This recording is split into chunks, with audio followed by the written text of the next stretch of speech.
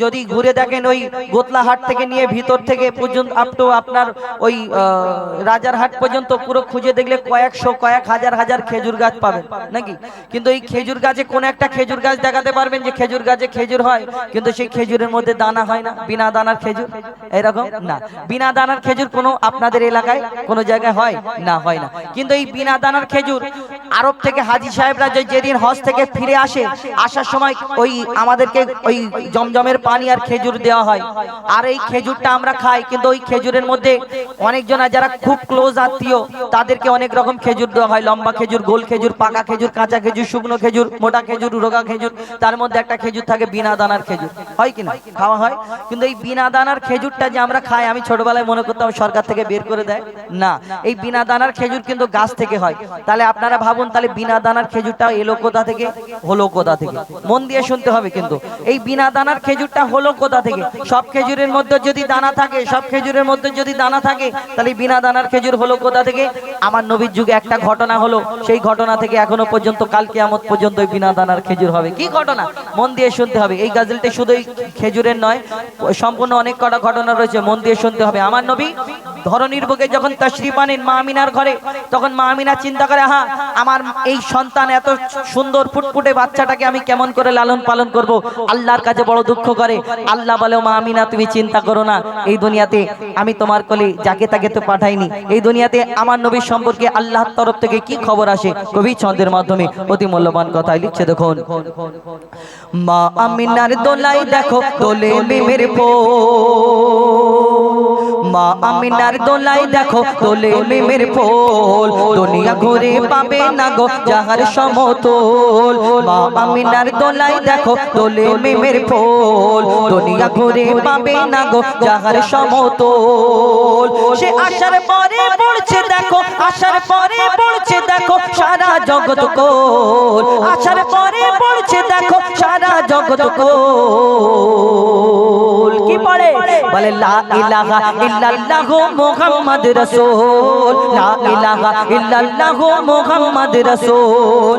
মা আমিনার দোলাই দেখো দোলে মিমের ফুল, দুনিয়া ঘুরে পাবে না গো যাহার সমতল।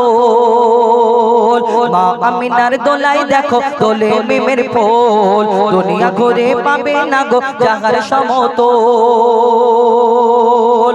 আমিনা, মা আমিনা চিন্তা করে আল্লাহর তরফ থেকে সেদিন কি খবর আসে, কবি ছন্দের মাধ্যমে আরো কি লিখছে। দেখো, পিতার ছায়া ছিল না মাথায় নবী জন্ম নিল যখন, শুধু ছিল মা আমিনা ছিল না ভাই বোন, শুধু ছিল মা আমিনা ছিল না ভাই বোন।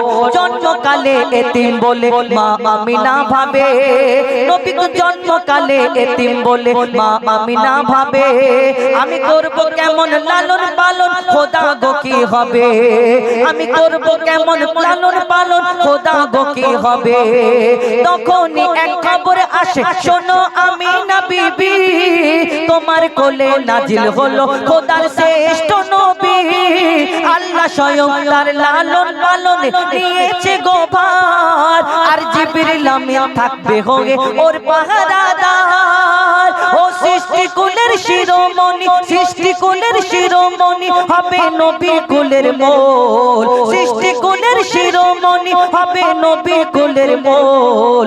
দুনিয়াতে যার নাম হবে মুহাম্মদ রাসূল, দুনিয়াতে যার নাম হবে মুহাম্মদ রাসূল। মা আমিনার দোলাই দেখো দোলে মিমের ফুল, দুনিয়া ঘুরে পাবে না গো যাহার সমতল।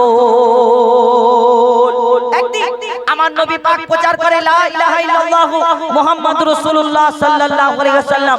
এক ইহুদি এসে আমার নবীকে প্রশ্ন করে, বলো মুহাম্মদ, তুমি দুনিয়াতে এক আল্লাহর প্রচার করো, তুমি শেষ নবী মুহাম্মদ, তুমি এই দুনিয়াতে তুমি শেষ নবী যে দাবি করো, এটা আমি তোমার কাছে কেমন করে মেনে নিতে পারি?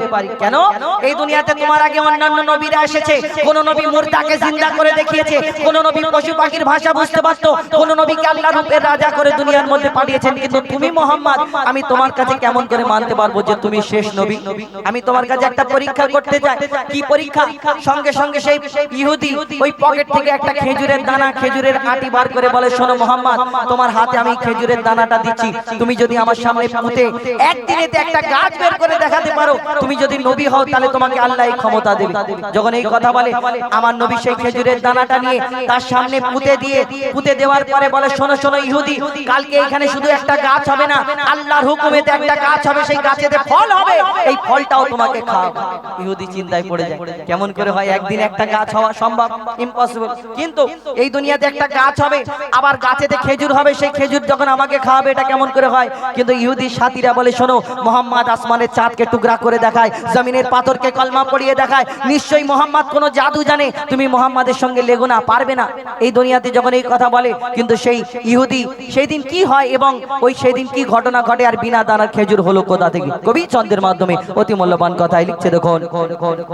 এক খেজুর দানা নিয়ে এক ইহুদি নবীর কাছে কয়, এক খেজুর দানা নিয়ে এক ইহুদি নবীর কাছে কয়, বলে তোমায় নবী মেনে নেব এই দানাতে যদি একদিনে গাছ হয়, তোমায় নবী মেনে নেব এই দানাতে যদি একদিনে গাছ হয়। আর সেই দানা নিয়ে নবী আমার মাটিতে পুঁতে হাসে, সেই দানা নিয়ে নবী আমার মাটিতে পুঁতে হাসে, বলে এই দানারই ফল খাবে গোকাল ইহুদি তুমি এসে, এই দানারই ফল খাবে গোকাল ইহুদি তুমি এসে। আর কি হয়? ভাবে ইহুদি সত্যি যদি এই দানাতে গাছ হয়ে যায়, সেই ভয়েতে গভীর রাতে ইহুদি দানা চুরি করে তুলে নেয়। ইহুদি চিন্তা করে, এই মোহাম্মদের এই দানাটা যদি তুলে নি তাহলে আর গাছ বেরোবে না, তাহলে আমিও বেঁচে যাবো আর মোহাম্মদকে আমি বিয়োজ্জত করব। সব লোকজন ডেকে জড়ো করে, শোনো শোনো মোহাম্মদকে বিয়োজ্জত করতে হবে। লোকজন জড়ো করে তারপরের দিন যখন এসে পৌঁছায়, সেখানে কি হয় কবি লিখছে, দেখুন। সেই ভয়েতে গভীর রাতে ইহুদি দানা চুরি করে তুলে নেয়, পরের দিনে সেই ইহুদি নবীর সাথে গাছ দেখতে যায়, পরের দিনে সেই ইহুদি নবীর সাথে গাছ দেখতে যায়, গিয়ে দেখে সেথায় গাছ হয়ে ফল ভরে রয়, নবী তাকে নিজের হাতে সে গাছের খেজুর খেতে দেয়, আর খেজুর খেয়ে বলে ইহুদি এর দানা কোথায়? ইহুদি তখন প্রশ্ন করে, বলো মোহাম্মদ, আরবের বুকে এত যদি হাজার হাজার খেজুর গাছ থাকে, সব খেজুরের মধ্যে যদি দানা থাকে, কিন্তু তোমার এই গাছের আমি খেজুর খেলাম, একটা নয়, দুটো নয়, তিনটে নয়, আমি যখন পর পর কয়েকটা খেজুর খেলাম, দেখলাম এই খেজুরের মধ্যে দানা নেই, কিন্তু কি ব্যাপার মোহাম্মদ, তোমার এই খেজুরের দানা নেই কেন? কিন্তু আমার নবী যদি তাকে ডাইরেক্ট বলে, তার মনে কষ্ট হবে। কি উত্তর দেয় কবি ছন্দের মাধ্যমে লিখছে, দেখুন। সেই খেজুর খেয়ে বলে ইহুদি এর দানা কোথায়, নবী তাকে নিজের হাতে সেই গাছের খেজুর খেতে দেয়, সেই খেজুর খেয়ে বলে ইহুদি এর দানা কোথায়, নবী বলে যে গাছের দানা রাতে চুরি হয়ে যায়, নবী বলে যে গাছের দানা রাতে চুরি হয়ে যায়, সেই বিনা দানার গাছের খেজুরে দানা কি আর হয়? ইহুদি তখন স্বীকার করে, ইহুদি তখন স্বীকার করে মোর নবীর কাছে বল, ইহুদি তখন স্বীকার করে মোর নবীর কাছে বল। আর কি বলে? তুমি খোদা সত্যি নবী মুহাম্মদ রাসূল, তুমি খোদা সত্যি নবী মুহাম্মদ রাসূল, পড়ে নাই লা ইলাহা ইল্লাল্লাহ মুহাম্মদ রাসূল, মা আমিনার দোলাই দেখো তোলে মিমের ফুল, দুনিয়া ঘুরে পাবে না গো যাহার সমতল, মা আমিনার দোলাই দেখো তোলে মিমের ফুল, দুনিয়া ঘুরে পাবে না গো যাহার সমতল। সে আসার পরে পড়ছে দেখো, আসার পরে পড়ছে দেখো সারা জগৎ কোল, লা ইলাহা ইল্লাল্লাহ মুহাম্মদ রাসূল, লা ইলাহা ইল্লাল্লাহ মুহাম্মদ রাসূল, লা ইলাহা ইল্লাল্লাহ মুহাম্মদ রাসূল। একটি ঘটনামূলক গজল আপনাদের সম্মুখে পরিবেশন করে শোনালাম। এবার আপনাদের সম্মুখে অনেক গজল ফরমাইশ রয়েছে এবং আমি একটা বললাম মা ফাতেমার ঘটনা। এই দুনিয়াতে আমরা এটা একটা খুব বিখ্যাত ঘটনা, আপনারা অনেকে শুনেছেন অনেকে শোনেননি, আমি আপনাদের সম্মুখে তুলে ধরবো। এই দুনিয়াতে মা ফাতেমা কেমন ছিলেন। আর এখন ডিজিটাল যুগ, একদিন আমার নবী 3 দিন মা ফাতেমার মুখ দেখেননি। আর মা ফাতেমাকে তিনি বলেন যে সেই সময় মা ফাতেমা এমন একটি কাজ করেছিলেন, এই কাজের জন্য মা ফাতেমার প্রতি খুব কষ্ট পেয়েছেন আমার নবী। কিন্তু কেন, কি ঘটনা, সেই ঘটনা মন দিয়ে শুনতে হবে, পরে বলবো ইনশাল্লাহ।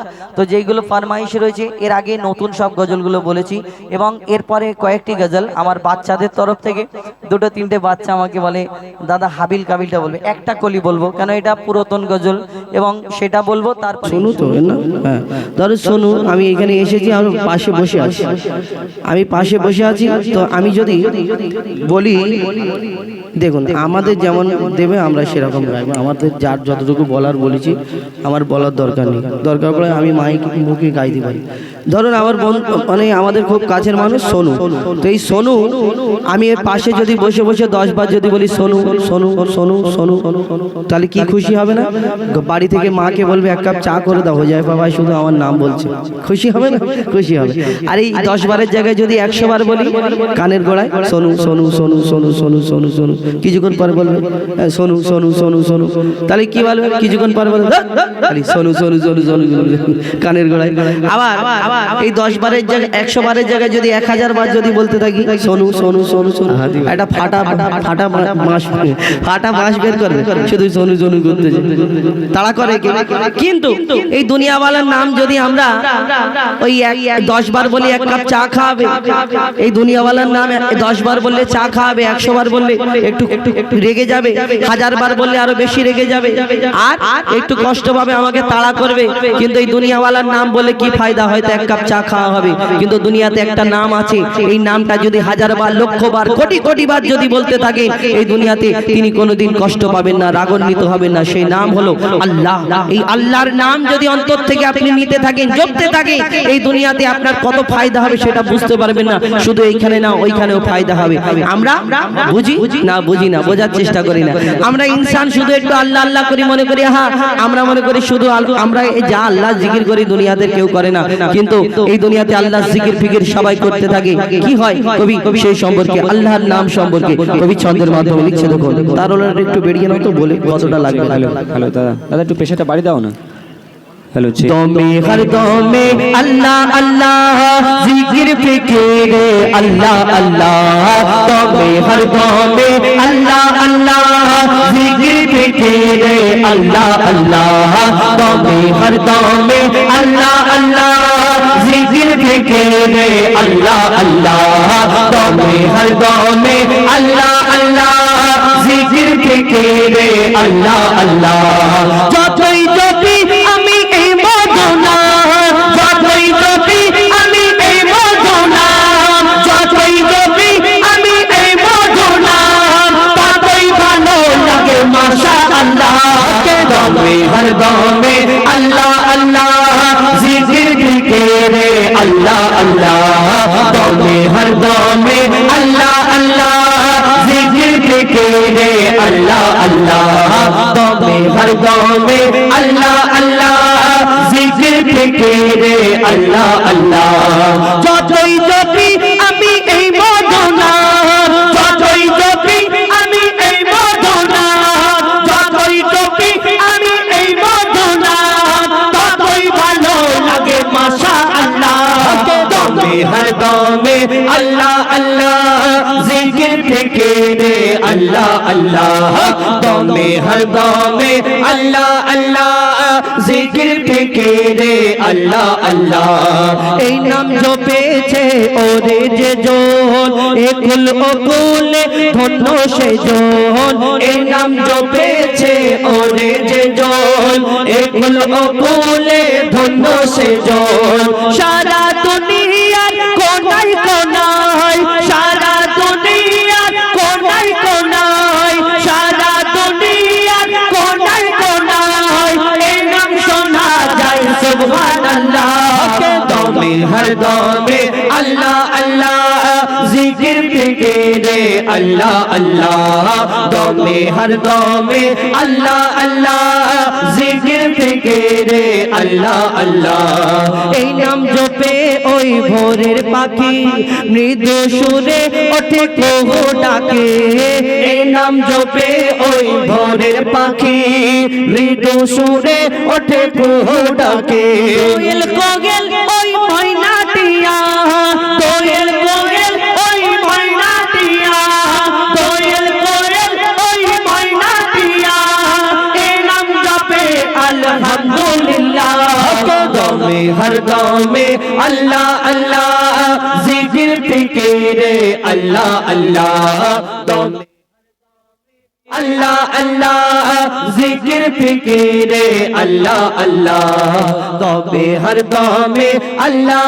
अल्लाह जिक्र फिक्रे अल्लाह अल्लाह এই নামে আছে এত মধু যত ডাকি বাকি থাকে শুধু এই নামে আছে এত মধু যত ডাকি বাকি থাকে শুধু জীবনের ওই নিরাশ দিলে মুজিবুলের ওই নিরাশ দিলে মুজিবুলের ওই নিরাশ দিলে এই নামে শান্তি জাযাকাল্লাহ দমে হর দমে আল্লাহ আল্লাহ জিকির ফিকিরে আল্লাহ আল্লাহ দমে হর দমে আল্লাহ আল্লাহ জিকির ফিকিরে ओहिदद का मजा मिलता है इश्क सच्चा है तो बंदे को खुदा मिलता है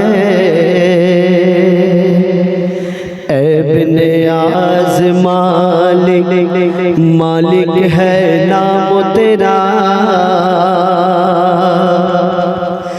मुझको है नाज तुम पर मैं हूँ गुलाम तेरा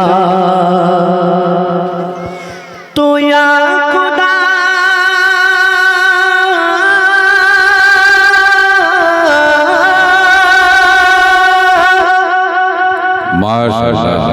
या खुदा मुझे मुकद्दर का सिकंदर ना बना झील को झील रहने दे समंदर ना बना जो दौलत चाहे उसे दौलत दे दे जो जन्नत चाहे उसे जन्नत दे दे मगर मेरे मौला मुझे मगर मेरे मौला मुझे मोहम्मद का